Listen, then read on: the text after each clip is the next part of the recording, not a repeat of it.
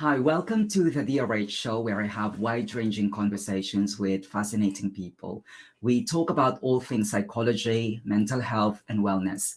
Now, money is intertwined with our various identities and experiences. So to flush this out, I'm joined by an investment expert who is also a health advocate.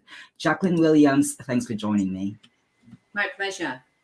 Great to have you here, Jacqueline. I feature interesting people here who have all sorts of background, and yours is slightly different. But like what I've said, financial and money matters is intertwined with our mental health. But before we dig deeper into that, could you just give us a sort of trajectory, your background, how you ended up doing what you're doing?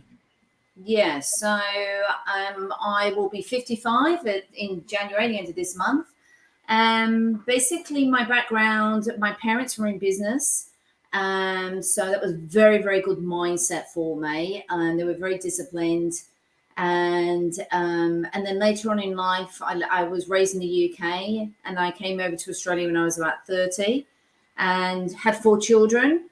And this actual business that I actually came into, the wealth creation business, mostly was about 15 years ago. And someone said to me, wow, you make a really good financial planner. And from there on, being a single mom, studying, working, I actually built my own company up. So it's a full wealth creation company of accounting, financial planning, buyer's advocate, and finance. So we basically are on an online business and we educate throughout Australia and the whole world. Okay. And by the way, advance happy birthday. You look really wonderful for your age, Jacqueline. Now, of course, I can see that your company is UYFF, or Unlock Your Financial Future. So please tell us more about Unlock Your Financial Future. You've already alluded to what's the core aim of your company. But what are the sectors, what are the kind of people that you kind of help with your UYFF company? Sure. The very first thing I want to address is the actual name, Unlock Your Financial Future. Everybody has got the potential to unlock their future. So that's the reason for the name of the business. And one of the main things, and I always stay at the front of the business, is communication is definitely my gift, and the stories that people have in their head actually stop them from moving forward usually. So it could be a story of basically, money is the root of all evil, or whatever they were actually raised with, and their terminology and that story in their head. So it's very powerful before I start to actually say the name of the company is very important, because anybody can unlock anything within them. The company is designed. I am a financial planner, qualified as a financial planner, investment finance, and fully licensed real estate agent. What I do is I wear the property license, and then I outsource the financial planning and the investment finance to other companies that hold those licenses. And one of the main reasons I do that is so they get independent advice. However, I still project manage the clients. I make sure every client's got different levels of understanding of wealth creation. So I think it's very, very important for me to be able to uncover where their fears are, where they're not sure, and they might not even know that that's actually a fear. So I will dig down in questions and then uncover something. And usually it might be, for example, taking on too much debt. And so it's very important for me to distinguish the difference between what we call non-deductible debt, which is your home, which we can't deduct in relation to investment debt, to deductible debt. So that's very, very important, because their mindset, they might have been raised that having debt is a bad thing, and you've got to pay your home off first and not buy other properties. So it's very important to educate them that actual non-deductible debt that they take on actually has 2 business partners, if we're talking property. And here in Australia, we're allowed to get the tenant to pay that debt off, and tax. So any associated costs with that investment property, we can actually claim back through the Australian tax office here in Australia. So by having the panel of experts, accountants, financial planners, finance, and to have the right investment property, which is a completely it's a very important topic to talk about. But by having all those aligned together actually helps and takes out the stress, and you've got the expert advice and knowing how to do it properly.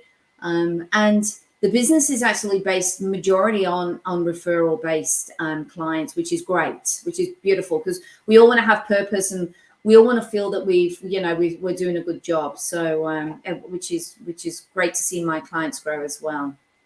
Absolutely. Now, Jacqueline, let's dig deeper into investing in properties, because personally, I'm quite interested in with that. I just paid off my mortgage and I'm looking for some properties to invest on. But from your experience, what would you say are the crucial steps that we should take into account before investing in properties? Yeah. Well, the very first thing to establish is, why do you want to do it? I think everything, the moment you actually find out your need and purpose. So, and one of the most important questions I get asked is, when is the best time to start? Well, the best time to start is as soon as possible. One of the saddest things I see is that people leave it too late, and then the banks will dictate whether they can borrow or not. So the very first thing is to find out your why and why you want to do this. And usually one of the biggest whys is retirement, because it's going to be one of the biggest and longest holidays you're ever going to have in your life. I think the other thing is to, like you just said and alluded to, that you paid your home mortgage off, which is a massive relief. Like, there's a difference by going to work because you want to go to work, and then going to work because you have to go to work to pay the mortgage off. And I think that has an amazing experience on your mindset and your well-being. So Monday to Friday can go very quick, as we know, and then the weekend comes, and if you're not managing your money and you're spending more than you earn, or you're spending and not saving at all, you're never going to get ahead. That's common sense. So the power of actually working out your why is very, very important. The other thing to do is what we do. We do a due diligence before we even start looking at a property. So we work out your borrowing capacity. So it's very important to find out what your assets and liabilities are, and what your buying power is. And when we do that, we do factor in that you are going to be an investor, and we factor in that rent. At this point here, it's very, very important, like any business model, to work out where is the demand in that market. And here in Australia is definitely affordable property. So what I mean by that is, if you've got last year I actually bought 6 properties myself last year, so just under 5 mil. And, I didn't go and buy 2 properties at 2.5 mil. I bought 6. And what I mean by that is, you've got to find out where your client is. So the client is going to be definitely in that affordable price range. So roughly about the 600 to 650. And your property is going to get rented out every single day of the week. Whereas if you've only got 2 at 2.5 and you're only going to get $1,500 a week in rent, that's a big loss and a lot of stress. So that's great if you've got a portfolio and you can actually run that risk. But definitely, I still invest at that affordable price range. Here in Australia too, there's a lot of benefits of buying brand new property.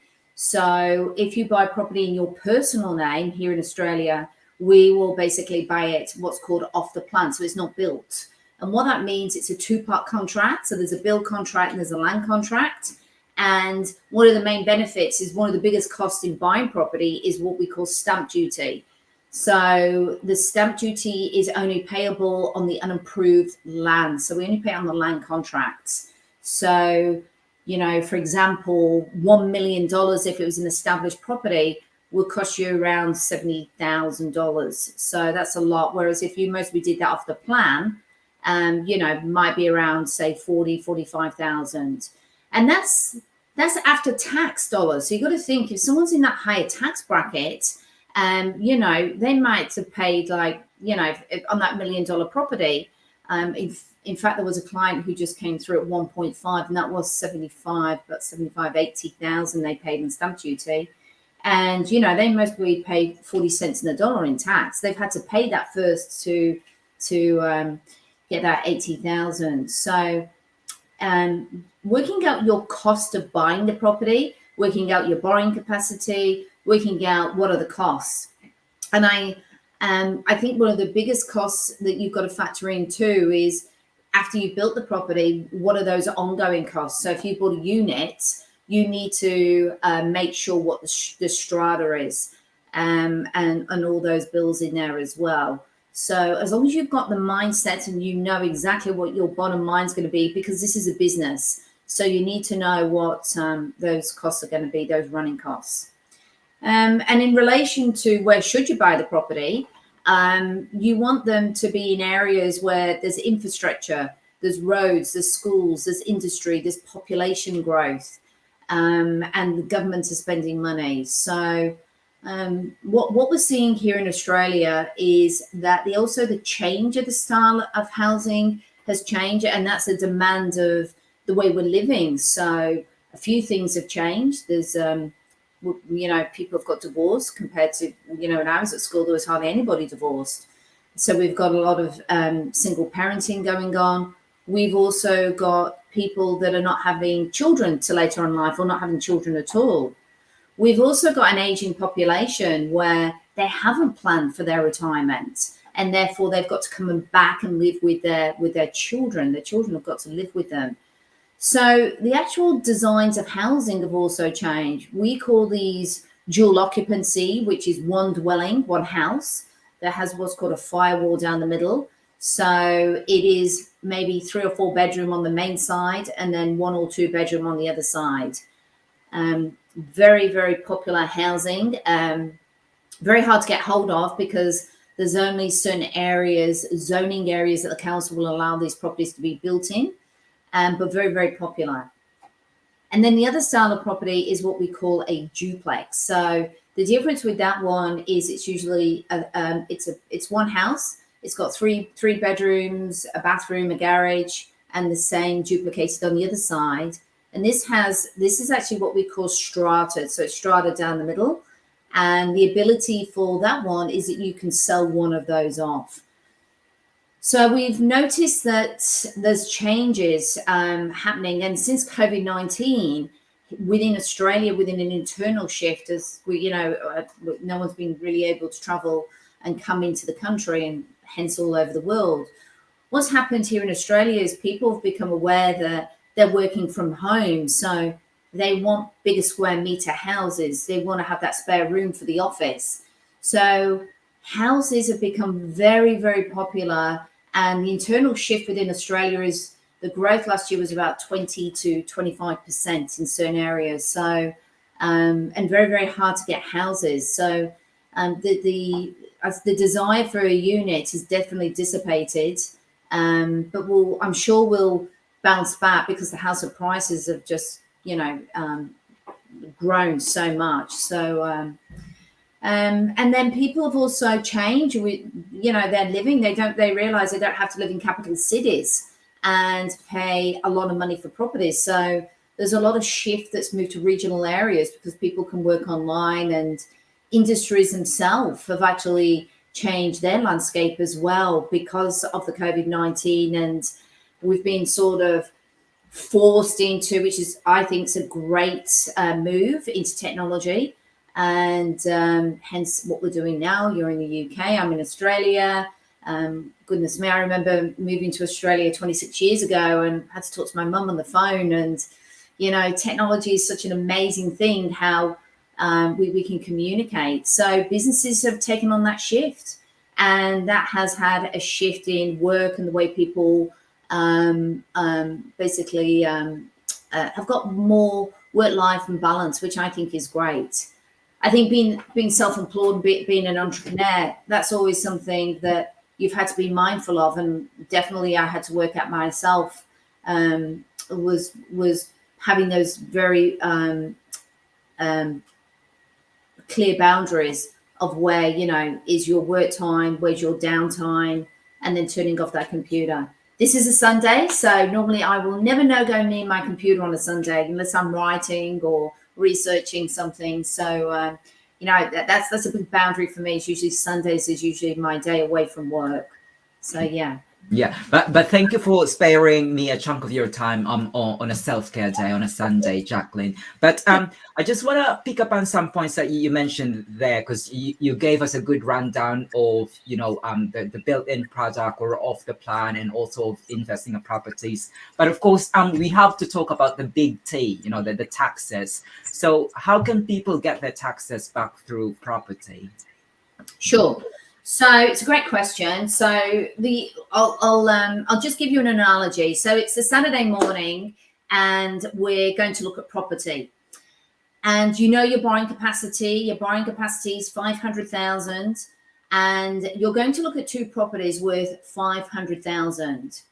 So you go and look at the very first one, and the first one is on Smith Street. It's an older property. It's beautiful. The lawns are done, the roses they smell beautiful. And you actually emotionally fall in love with this property. However, from a tax perspective, this property is very, very old. And where we get the tax back is actually on the build, on the construction. The land on this property, let's say, for example, is worth 550,000, and the actual construction is only worth 50. You are not going to get many taxes back, because the actual property has basically diminished in its value. It's depreciated. The next property we're going to look at, the same value of 600, is brand new. And we're looking at it's just been built. So the land value is, say, 350, and the build is 250 and 250. So we're going to get maximum depreciation on the actual build, because it's brand new. So the moral of that story is they're both 500,000. The construction is 50,000 on the old and 250 on the new. So that's the very first thing we need to establish in relation to property and tax. The associated costs that we can actually deduct are everything from the loan to the rates to the property management to your landlord insurance. So here in Australia, what we can actually do is that's actually recognized as a business, and we can actually claim that back. Now, we call that what's called negative gearing, that actual process. The difference when we do the numbers as well, and I run through this with my clients before they actually purchase a property, there's a great program that we use, and it basically gives a full detail on what that property is going to cost you and whether it's going to be cash flow positive or negative. So if it's cash flow positive, you might not get some tax back, because that property is actually running as a business, it's running as a profit. And if it is in the negative territory where it's actually losing money, like any business, then you might get some taxes back. So that's how it works in Australia. Just one more thing, if it is running in negative territory, we can use what's called a tax variation form, and the accountant will actually do that for you. They will ask you your statements and your payslip, and they will actually work out that marginal tax rate, that change. So what actually happens is that the rent gets added onto your income, but all those costs, those deductible costs, bring your income down, and therefore the difference between what you would have initially paid in tax and now you've actually got showing less income because you just deducted all the deductibles from the investment property. That difference is what you get back in tax. So let's say that's $10,000. Instead of waiting to the end of the year to get that back, 365 days, we can actually do what's called a tax variation form. And that tax variation form will allow you to receive that $10,000 back, whether you get paid monthly or weekly, and the accountant can actually do that for you. So one of the main reasons why you would do that actually is the way the banks work, the interest is calculated daily and charged monthly. So what you do, we have what's called an offset account. So you've got your loan, and then we've got another account that sits against it called an offset. So the offset account enables you to reduce the interest throughout the month. So your income gets paid and the rent gets paid into the offset account. And let's say let's say your mortgage is 100,000 and 10,000 goes in throughout the month, that's actually now reduced down to 90,000. So you've only paid interest on 90,000. So by using the tax variation, instead of waiting for a whole year to get that 10 grand back, that can actually sit now. And now your loan is sitting in your offset is 80. So now your loan is now 80,000. So you've reduced it. You're only paying interest on 80,000.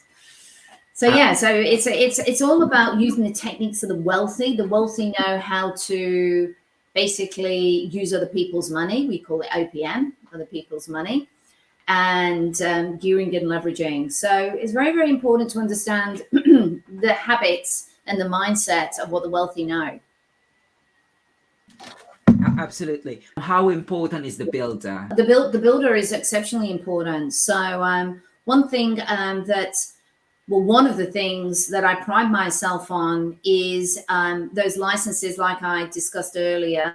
Like I said, I'm qualified as a planner and finance. However, I do it in the best interest of the client. And same goes for the builder.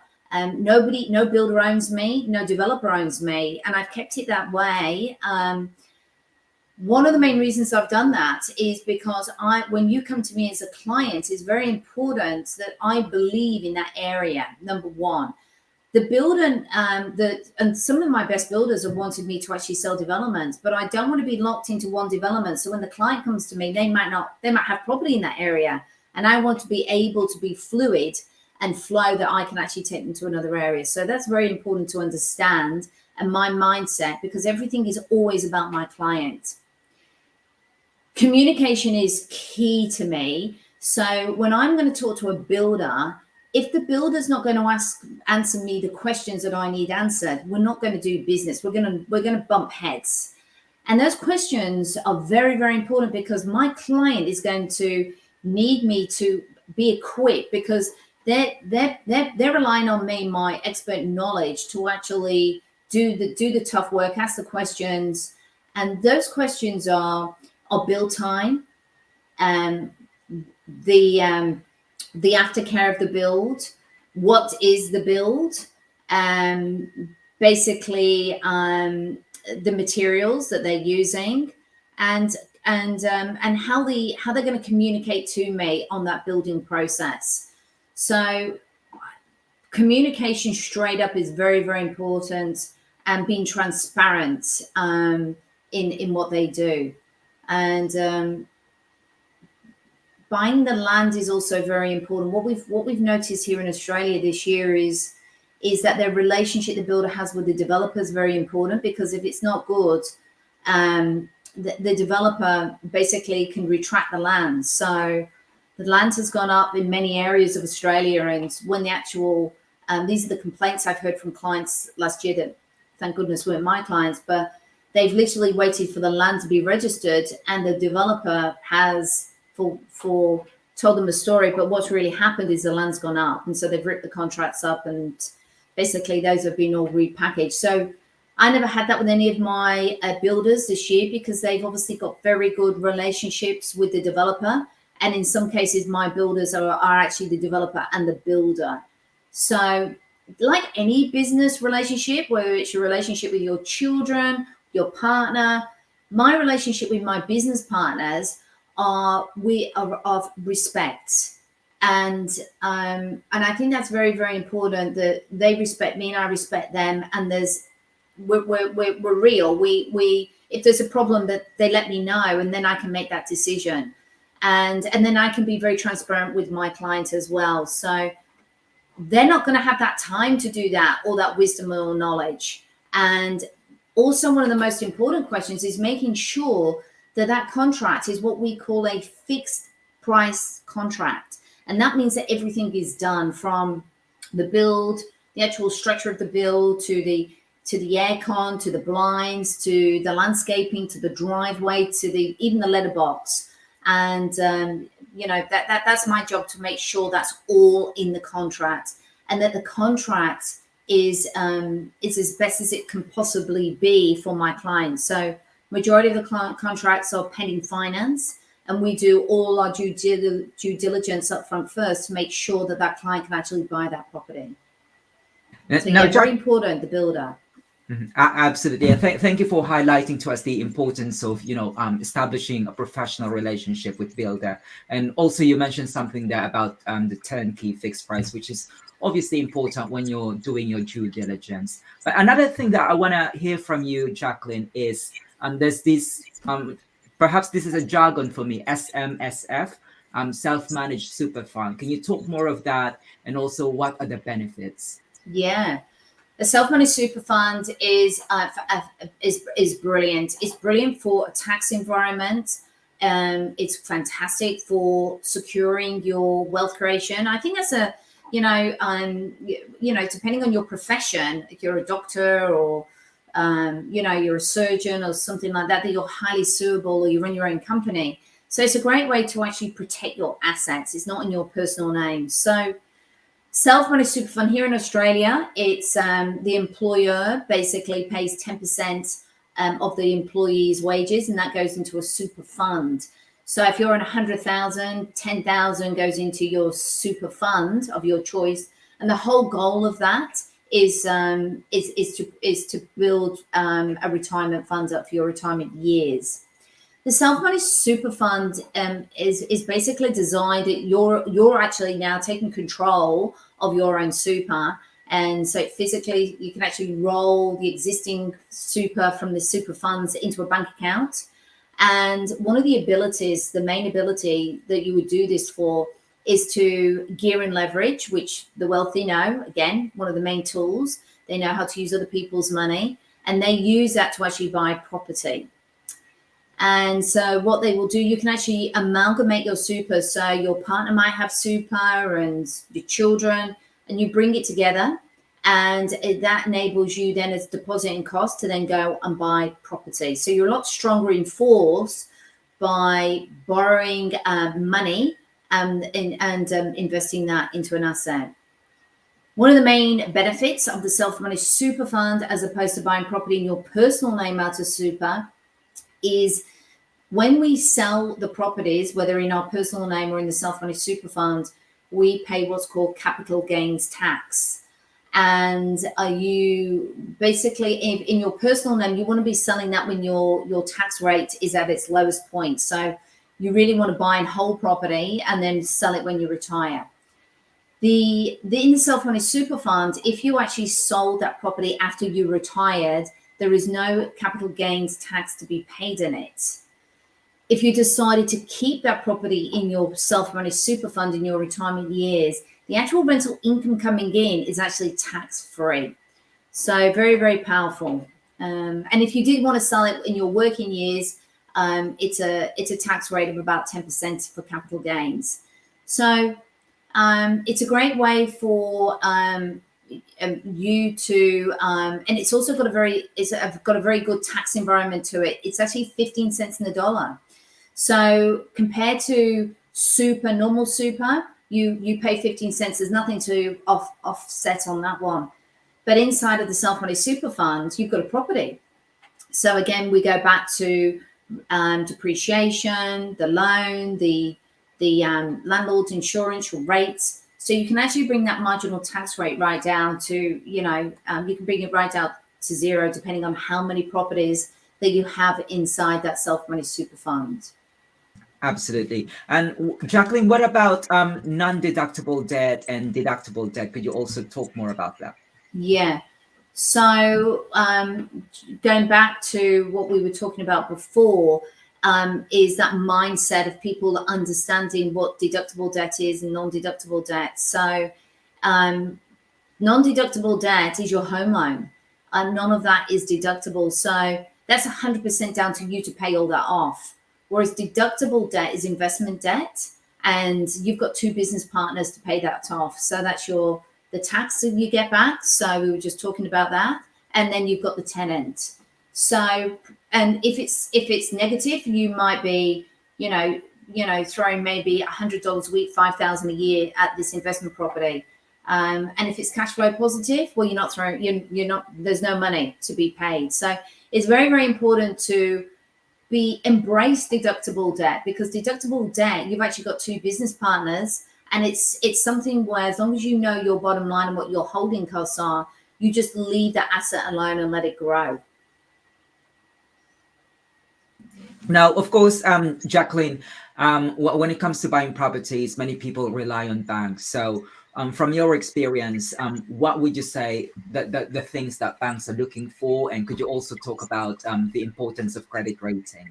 Yeah, I think credit rating, people are not aware of how important that is. So if you keep clicking for credit cards or buying buying a motorbike or a boat or whatever it is, when you're clicking on there, it actually doesn't serve you, because it's at your the more times you apply for a loan, it actually decreases your rating. So people just are not aware of that. In relation to banks, my brokers are, I need investment brokers. And what does that mean? That means I need a broker that's going to be with as many banks as possible. And the main reason I need that is what's called valuation. So when we buy a property, you should always do a valuation on your property. And there's a difference between the real estate going, what we call a rental appraisal, property appraisal. And they get that benchmark from previous sales that have happened.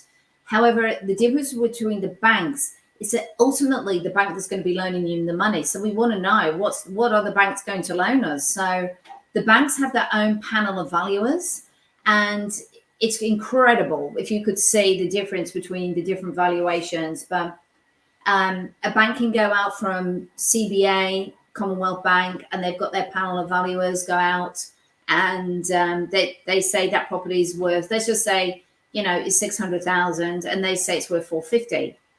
And then we've got Westpac banks go out and they go and value it, and they go and say that the property is worth 600. And then we've got another bank that goes out and says it's worth 650. So it's very, very important to have a panel of banks and to know the valuers that are actually who work in that area, that are actually going to value the property at its worth.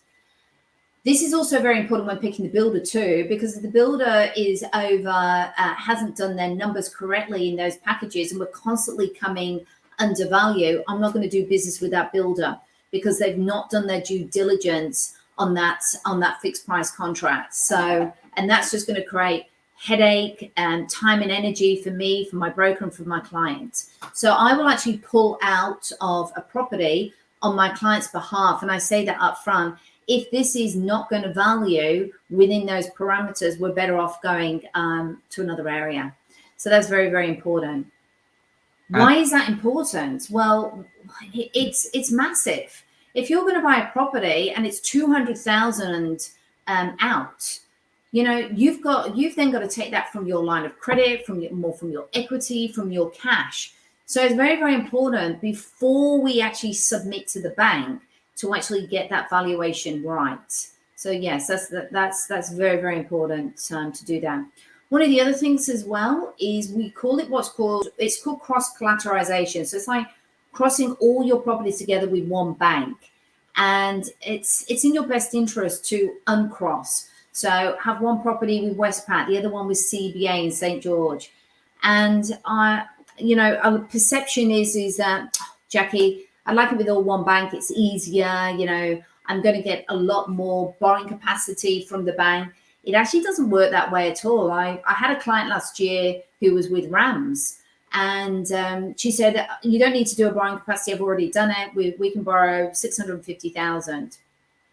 I said, okay, well, let me still go through the numbers. And part of my due diligence, I need to know that that's your buying power. So I did it.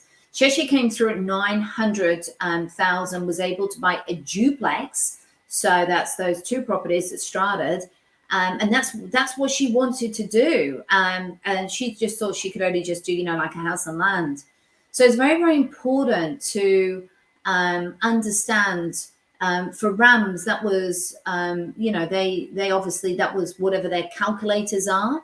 That's what they calculated her borrowing capacity is. But by us being 36 banks, we were able to get a higher borrowing capacity for her. So yeah, very, very important to understand all of that. Absolutely. Now, Jacqueline, we've been touching upon wealth creation earlier, but from your experience, can you talk about the psychology of wealthy people? Wow, how long have you got? Psychology is everything. It's everything in relation to your mind, body, and spirit. Um, you know, I'm 55. I've not had the easiest of life. I've pretty much have been on my own since 18. And that was a life of something that happened to me as a child. So I've been on my own. I've literally educated myself, and I come from a very wealthy family. But one thing I wanted to do was I actually wanted to be self-funded myself. I didn't want to rely on anybody, so I did. That was my goal in life, and that mindset is a very, very strong mindset. You've got to work out your why, and I've been very poor. It's not been an easy ride. It's been a struggle. Raising 4 children on my own. But my why was so strong. And to basically to be where I am today, I also had to make sure that my mind and my health was also parallel running as well. So it was a constant growth of education. You don't just wake up and make money. It's a mindset of never giving up. It's a mindset of being hungry. It's a mindset of wanting to learn. And I've been described as a sponge. So I ask lots of questions. But one of the most important things is also to take action. Some people who've got more and have been gifted and have money and yet do nothing with it. And you know, there's many times I've read that people, you know, won the lottery and you can guarantee in 10 years they're back to square one.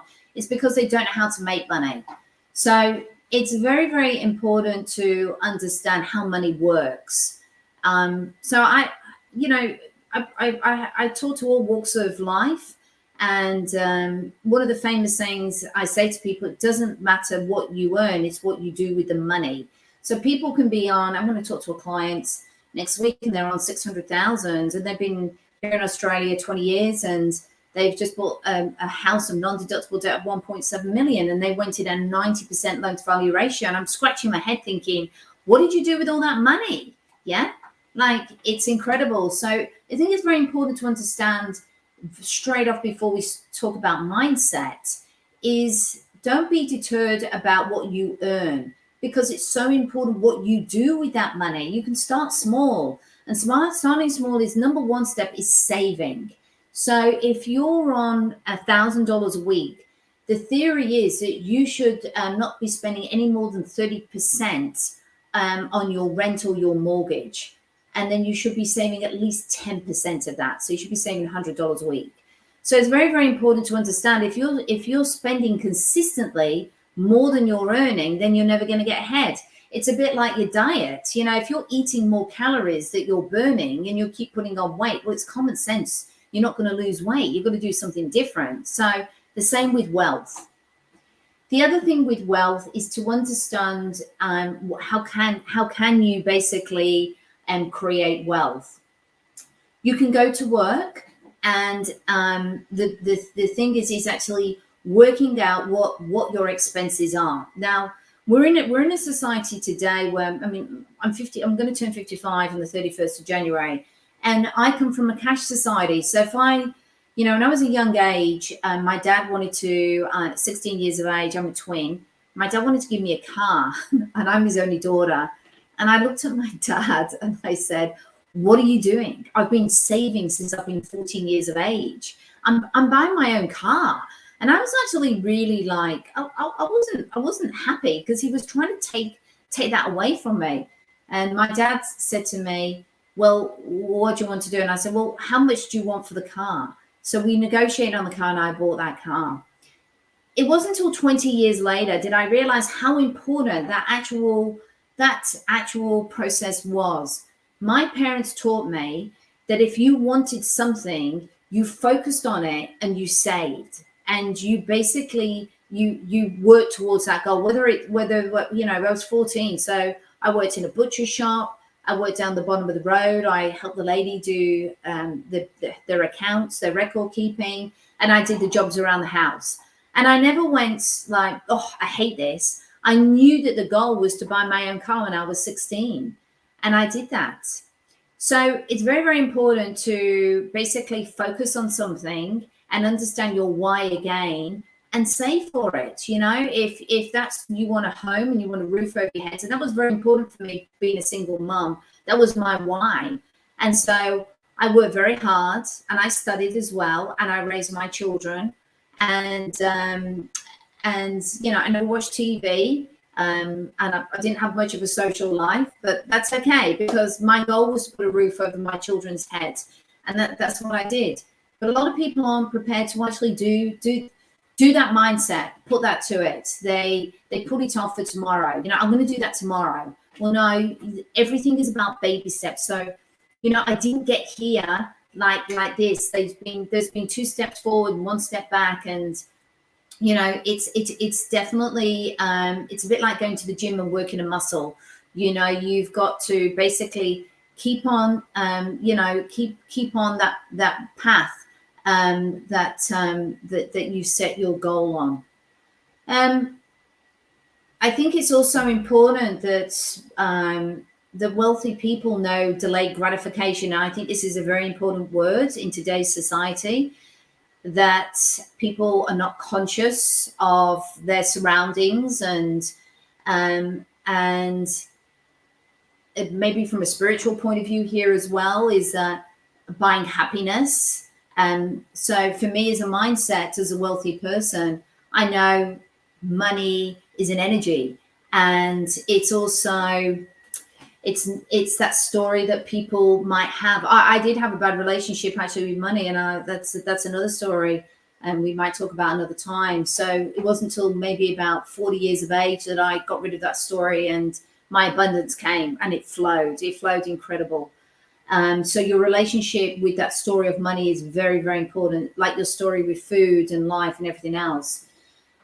But delayed gratification is something that, you know, if you want to pay your home off and you want to keep every year going to Europe and spending $30,000, well, you know, that's a big chunk. And if you're doing it on a credit card, that's even worse. So, you know, sometimes you've got to delay. Like for me, I had to put that time in the early years of my life. And by the way, that house that we lived in, my children all slept in one room in one bed. And then eventually, and I rented all the rooms out. And then I never forget the day when they got to share a room with their brothers and sisters. And then eventually they got a room.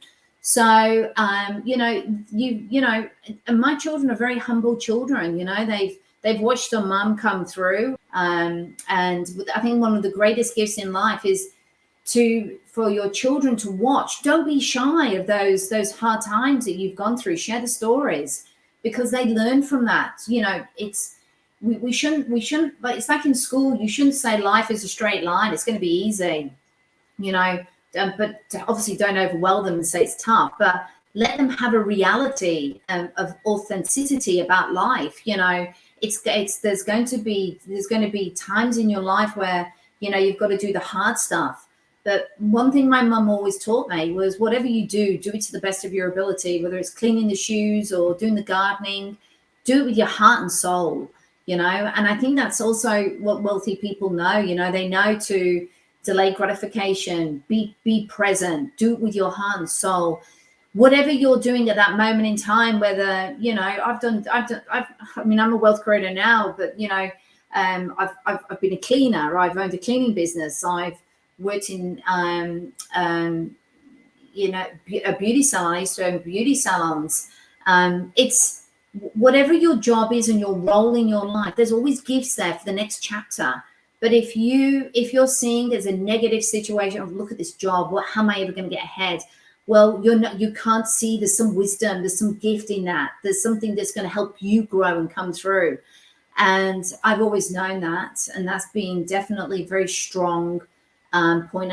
And situations happen. You might lose your job, and you sit there and you just go, why me? How am I going to do this? But you've got to like realize that something better's coming. So psychology is very, very important in all of that. Yeah. Absolutely. And I think it's not just all about mindset, it's also about consistency. It's good that you could, set your mind to it, but you also have to be consistent with achieving your goals. But Jackie, what would you say are the reason that prevents people from investing? Their mindset and fear. Um, you know, the and it's quite interesting. We've all got different personalities, and I really feel for the personality where they overthink. So they want to be the expert in everything. So I'm not a doctor. I'm not a mechanic. You've got to sometimes let control go and allow those people in life to actually to help you succeed there. Absolutely. I understand that you don't drink or you don't smoke, and you're also a big advocate for health. Why is that? Yeah. It's a great question. I think it really I think it stems from the fact that I haven't got family support. I've always been on, 18 I left home, and I never forget, like I was raised in a very strict environment. So I remember I remember being very poor and standing there, but felt free. And one of the things about not drinking and I know my energy, I'm reliant on myself. So I need to be healthy. I need to be strong in my mind, body, and soul. So, and when you do eat food, again, becoming conscious, it's not to say I've never had a sip of, a gin and tonic or a Malibu. I used to love the taste because it's sweet. But it's the next day you don't feel good. So, it's about listening to your body and food as well. You can eat certain foods. For many years, I didn't realize that, you go to a normal doctor, and I didn't realize I had a lot of wind in my stomach. And I realized I had what's called Hanabacter bacteria.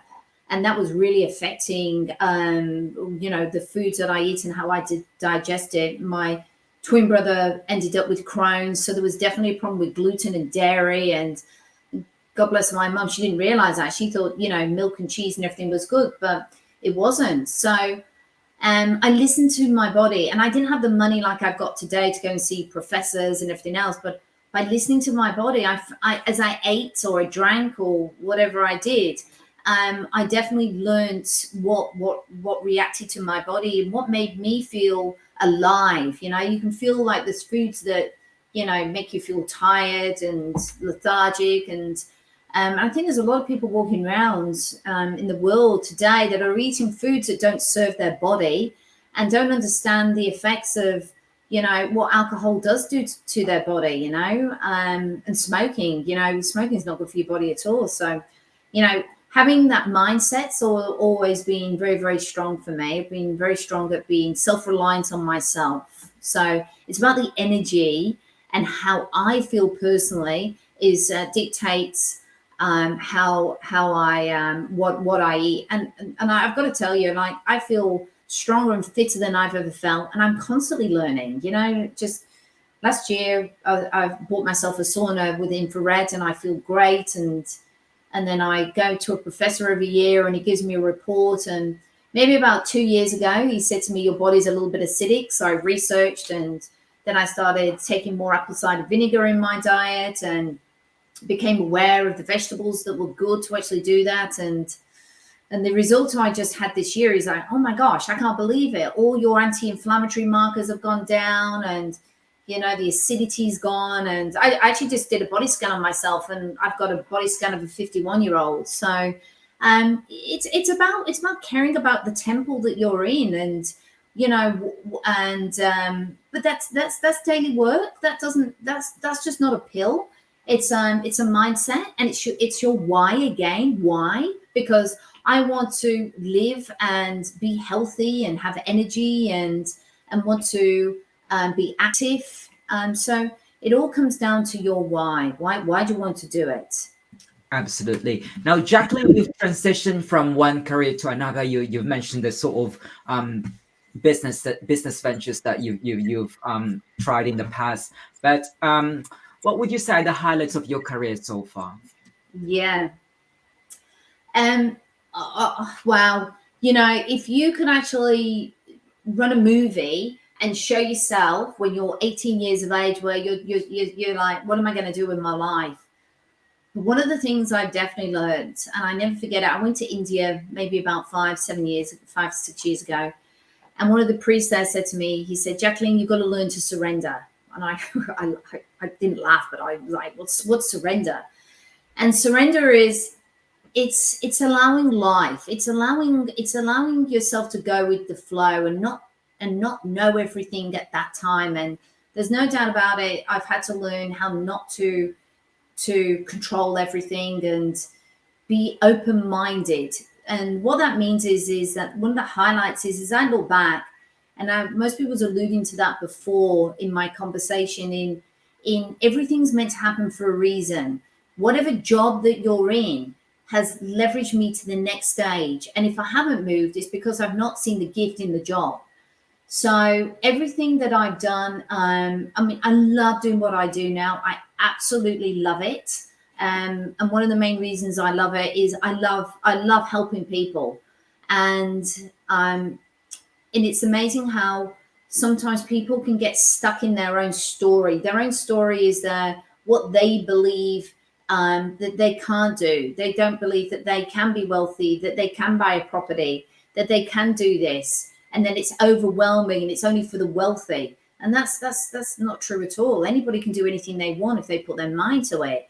So one of the highlights of my career is definitely when COVID-19, when the start of it, when I look back, and I was so proud of myself that the decisions that I'd made in my life, that I had taken, and I had worked hard. I had worked consulting, working, studying, and also the decision to actually branch away and run my own company, even though I did not know what the future was going to hold. But I did it, and I asked questions, and I learned along the way, and I worked hard, and I also invested in my own life, and I taught my children how to invest as well, which I think is one of the greatest gifts for me in relation to watching them actually do it themselves. So I think I'm very proud of myself, how I've actually pushed myself through to consistent learning, and I think that's very, very important for people to understand that it's never too late to actually change a career. You know, if you look at some of the most amazing people in life, in history, you know, some of them have made they've been so, the tenacity at a product or a vision or a book or anything else is they've just believed in it so much, and eventually it might have come true in their 60s. So it's always so important to never give up and consistently grow, and find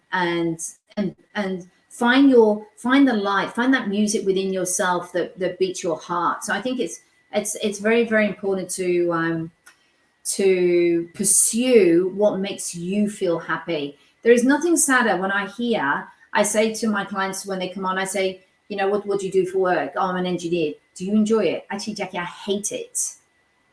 How long have you been doing it for? 15 years. Can't wait to retire. That's so sad, because they can't actually see the purpose of that role and what they do, and the benefits of the money that it gives them, and how that pays their mortgage off or whatever it does.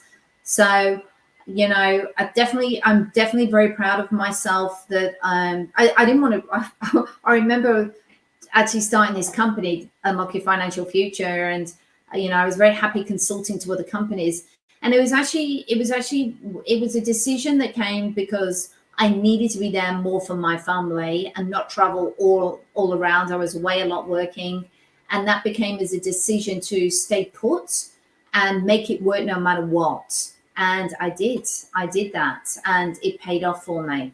So yeah, I think sometimes you just have to, and I'm sure a lot of people in the COVID-19 situation, I hope that has happened for them, where they've had a look at that work-life balance and found out is this working for me? And then, you know, a few years later, most people find out that was the best thing that ever happened to them. Absolutely. But you mentioned about career change, the value of career change earlier, Jackie. But if you were a wealth creator, what would you have pursued in your life? Well, I don't know. I do know. I do know one thing that's, we rephrase that. I've always been in business, so I love business and wealth creation. Actually, when I look at it, I just go, of course, you know, I was raised in business. I've got a business degree, and business is numbers, isn't it? So it's something I love doing.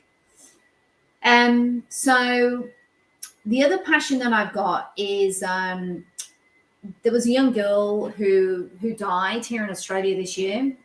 And one of the things, and being a single mum, is I realized we all have different challenges in life. And I knew this many, many years ago. I'd be about 22, 23.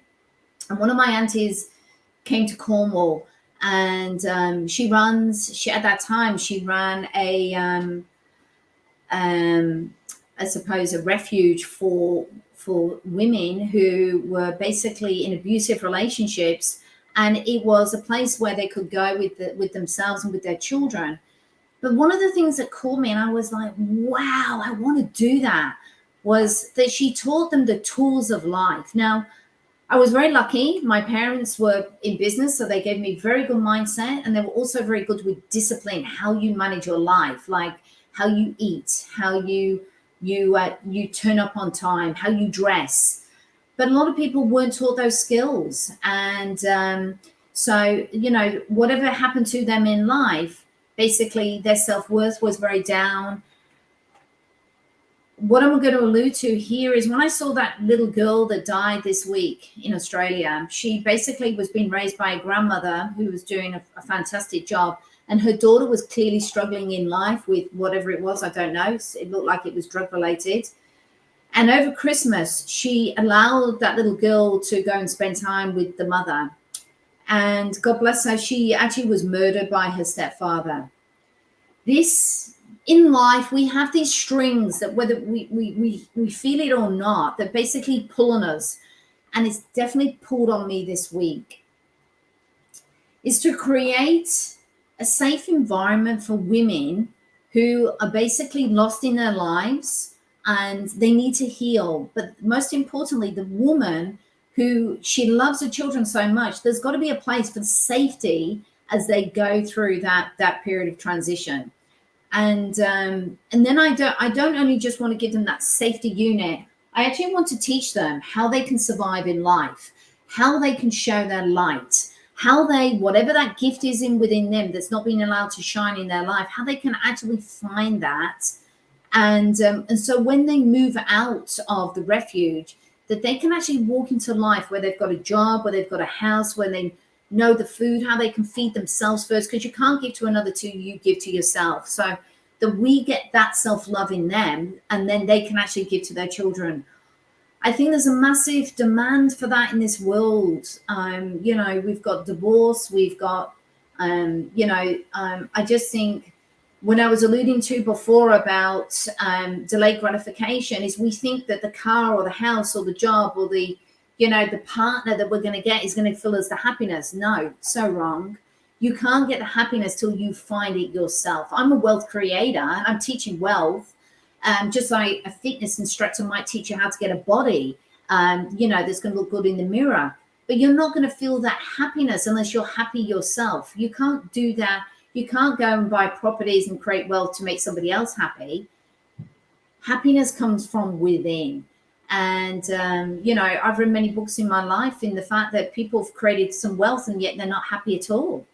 So for me, happiness and the next business venture I definitely want to get into is, I don't know how I'm going to do it, so watch this space, but it's definitely something that's in me that I want to create, in the next definitely 30 years of my life, is to create that environment that women can have an environment where they can heal and also come out of it, that I can teach them. It's the famous, saying that Jesus said, you can give a man a fish and he'll feed him for a day, or you can teach them how to fish.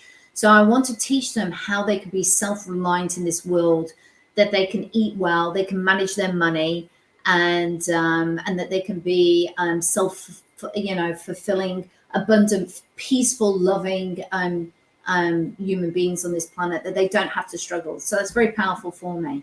Mm-hmm.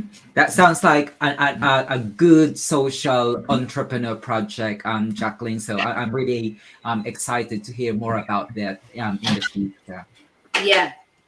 Now, Jacqueline, finally, the floor is all yours. Tell us what else is in the pipeline, and if people wanted to reach out to you, what platforms can they get in touch with you at? Sure.